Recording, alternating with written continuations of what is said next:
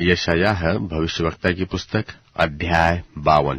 यशायाह अध्याय 52। हे सियोन, जाग जाग, अपना बल धारण कर।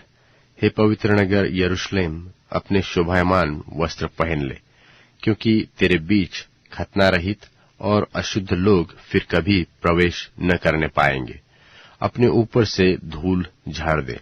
हे यरूशलेम, उठकर विराजमान हो। हे सियोन की बंदी पुत्री, अपने गले के बंधन को खोल दे। यहोवा तो यो कहता है कि तुम जो सेंतमेंत बिक गए थे, इसलिए अब बिना रुपया दिए छुड़ाए भी जाओगे।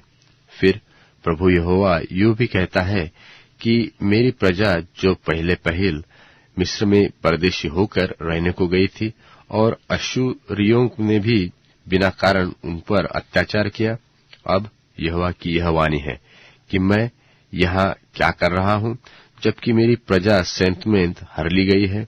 यहोवा की यह भी वाणी है कि जो उस पर प्रभुता करते हैं उधम मचा रहे हैं और मेरे नाम की निंदा दिन भर लगातार होती रहती है। इस कारण मेरी प्रजा मेरा नाम जान लेगी। वह उस समय जान लेगी कि जो बातें कहता है वह यहोवा ही है। देखो, मैं वही हूँ। पहाड़ों पर उसके पाँव क्या ही सुहावने हैं, जो शुभ समाचार लाता है और शांति की बातें सुनाता है और कल्याण का शुभ संदेश, शुभ समाचार और उद्धार का संदेश देता है। और सियोन से कहता है कि तेरा परमेश्वर राज्य करता है। सुन, तेरे पहरुए पुकार रहे हैं, वे एक साथ जय जयकार कर रहे हैं, क्योंकि वे साक्षात देख रहे हैं कि यहोवा सियोन को लौटाएगा। हे यरूशलेम के खंडहरों, एक संग उमंग में आकर जय जयकार करो, क्योंकि यहोवा ने अपनी प्रजा को शांति दी है और यरूशलेम को छुड़ा लिया है।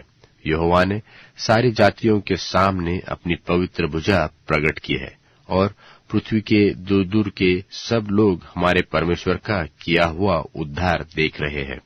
दूर हो, वहां से निकल आओ। कोई अशुद्ध वस्तु मत छुओ, उसके बीच से निकल आओ।